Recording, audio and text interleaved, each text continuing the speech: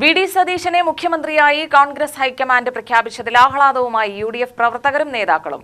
ജില്ലയിൽ വാദ്യമേളങ്ങളുടെയും കൊടിതോരണങ്ങളുടെയും അകമ്പടിയോടെ ജില്ലാ, മണ്ഡലം, പഞ്ചായത്ത്, ബ്ലോക്ക് തലങ്ങളിലും ആവേശകരമായ പ്രകടനങ്ങളാണ് നടന്നത്.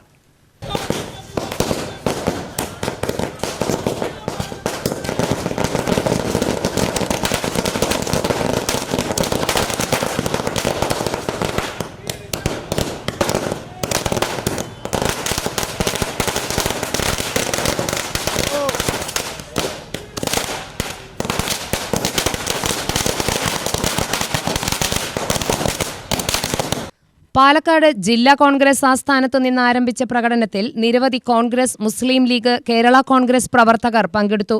5 വിളക്ക് ചുറ്റിനീങ്ങിയ ജാഥയിൽ കൊടിതോരണങ്ങളും മുദ്രാവാക്യങ്ങളുമായി അണികൾ നിറഞ്ഞുനിന്നു. വി.ഡി. സതീശ നേതാവേ, കണ്ണേ കരളെ, VDSA തുടങ്ങിയ മുദ്രാവാക്യങ്ങൾ പ്രവർത്തകർ ആർത്തുവിളിച്ചു.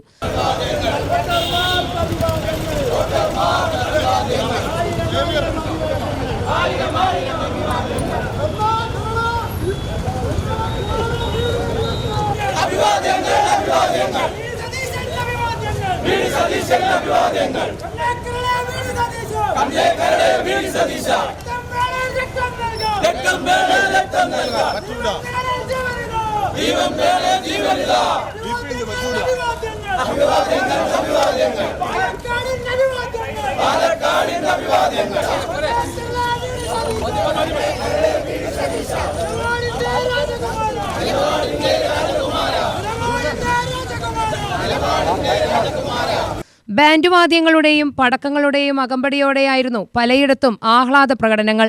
ബ്ലോക്ക് കോൺഗ്രസ്, മണ്ഡലം, പഞ്ചായത്ത്, നഗരസഭാ നേതാക്കളും പ്രവർത്തകരും ആഹ്ലാദ പ്രകടനത്തിൽ പങ്കെടുത്തു.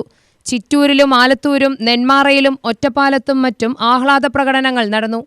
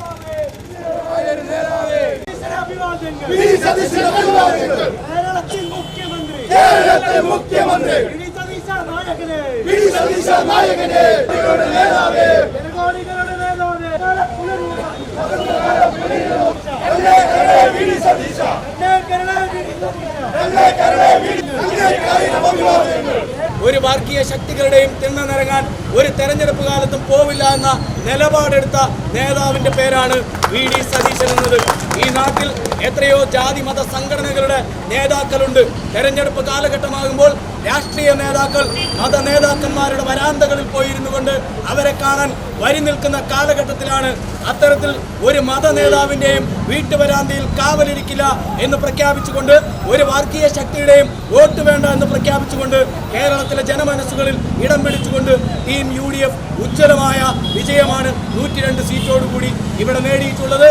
ആ ഉജ്ജ്വലമായ വിജയത്തിന് നേതൃത്വം കൊടുത്തിട്ടുള്ള പ്രിയങ്കരനായ പ്രതിപക്ഷ നേതാവിനെ തന്നെയാണ് അഖിലേന്ത്യാ കോൺഗ്രസ് കമ്മിറ്റി ഇന്ന് കേരളത്തിന്റെ മുഖ്യമന്ത്രിയായിക്കൊണ്ട് തീരുമാനമെടുത്ത് വാർത്താ സമ്മേളനത്തിലൂടെ പുറത്തുവിട്ടത്. തീർച്ചയായും അദ്ദേഹത്തിന് ഈ നാടിനെ നല്ല രീതിയിൽ നയിക്കാൻ വേണ്ടി കഴിയും. UDF നേതൃത്വത്തിന്റെ ആഹ്വാനപ്രകാരമായിരുന്നു പ്രകടനങ്ങൾ. സതീശനെ നിയുക്ത മുഖ്യമന്ത്രിയായി തെരഞ്ഞെടുത്തതിൽ ആഹ്ലാദവുമായി സംസ്ഥാനത്തെങ്ങും വൻ പ്രകടനങ്ങളാണ് നടന്നത്. കോൺഗ്രസിന്റെ നിയുക്ത MLA-മാരെല്ലാം തിരുവനന്തപുരത്തെ കോൺഗ്രസ് പാർലമെന്ററി പാർട്ടി യോഗത്തിലായിരുന്നതിനാൽ ജില്ലാ, മണ്ഡലം തല നേതാക്കളാണ് പ്രകടനങ്ങൾക്ക് നേതൃത്വം നൽകിയത്. UTV news, Palakkad.